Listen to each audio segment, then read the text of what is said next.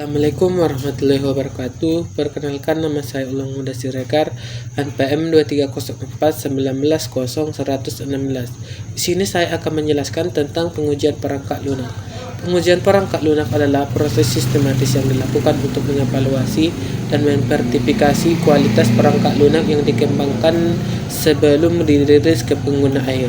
Tujuan utama dari pengguna perangkat lunak adalah untuk memastikan bahwa perangkat lunak tersebut berfungsi sesuai dengan spesifikasi yang telah ditentukan, bebas dari kesalahan atau bug yang dapat mengganggu kinerja, serta memenuhi standar kualitas yang dibutuhkan. Pengujian ini penting untuk mengidentifikasi masalah, kesalahan, atau kekurangan dalam perangkat lunak sehingga dapat diperbaiki sebelum perangkat lunak digunakan secara luas. Selanjutnya, jenis-jenis perangkat lunak. Yang pertama, pengujian fungsional. Pengujian fungsional berfokus pada vertifikasi bahwa semua fungsi atau fitur dalam perangkat lunak beroperasi sesuai dengan spesifikasi atau kebutuhan pengguna. Tujuannya yang pertama, memastikan fitur dan alur aplikasi berjalan sesuai kebutuhan. Mengidentifikasi bug atau kesalahan pada fungsi tersebut. Jenis pengujian fungsional. Yang pertama, unit testing. Yang kedua, interaction testing. Yang ketiga, system testing. Yang keempat, user acceptance testing. Yang kedua, pengujian non-fungsional. Pengujian non-fungsional mengevaluasi aspek kualitas yang berkaitan dengan pengalaman pengguna seperti performa, keamanan, dan kegunaan. Fokusnya bukan pada apa yang dilakukan sistem, tetapi bagaimana ia berfungsi.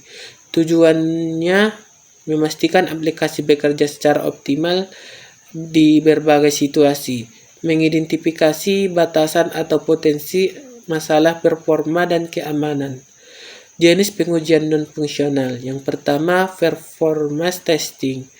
Yang kedua, load testing.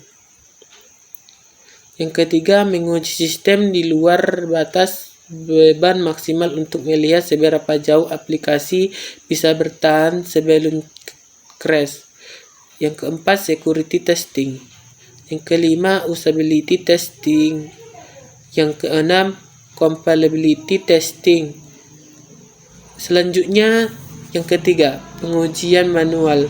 Pengujian manual dilakukan tanpa alat otomatisasi di mana penguji menjalankan aplikasi dan memeriksa fungsionalitas secara langsung.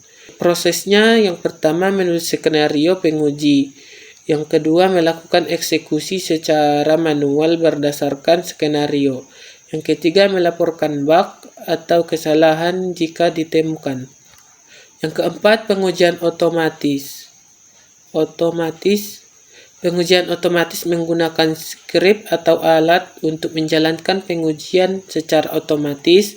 Pengujian ini sangat berguna untuk skenario yang berulang dan pengujian regresi, terutama untuk aplikasi kompleks dengan banyak modul. Prosesnya, yang pertama, menulis skrip otomatisasi menggunakan alat tertentu. Yang kedua, menjalankan skrip otomatis sesuai kebutuhan. Yang ketiga, melihat hasil dan laporan yang dihasilkan alat otomatisasi. Perbandingan pengujian manual dan otomatis. Dengan memahami perbedaan kelebihan dan kekurangan setiap jenis pengujian, pengembang dan tim QA dapat merancang strategi pengujian yang tepat untuk memastikan kualitas perangkat lunak tetap tinggi. Teknik-teknik pengujian perangkat lunak. Yang pertama, black box testing adalah pengujian perangkat lunak yang berfokus pada fungsionalitas aplikasi tanpa memenuhi bagaimana kode atau struktur internalnya bekerja. Yang kedua, white box testing. Berbeda dengan black box testing. White testing menguji perangkat lunak dari dalam. Ketiga, unit testing. Unit testing adalah pengujian bagian terkecil di perangkat lunak seperti fungsi atau metode untuk memastikan bahwa bagian tersebut berfungsi. Yang keempat, interaction testing.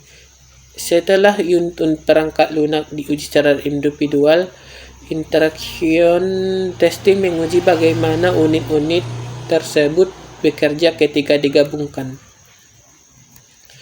Yang kelima, user acceptance testing adalah jenis pengujian yang dilakukan oleh pengguna akhir atau pihak yang berwenang untuk memverifikasi apakah sistem memenuhi kebutuhan dan harapan pengguna. Yang kedua, alat pengujian perangkat lunak. Yang pertama, Selenium. Yang kedua, JUnit. Yang ketiga, Postman. Yang keempat, Appium. Cukup sekian penjelasan saya. Jika ada kesalahan, saya mohon maaf. Saya dengan salam. Assalamualaikum warahmatullahi wabarakatuh.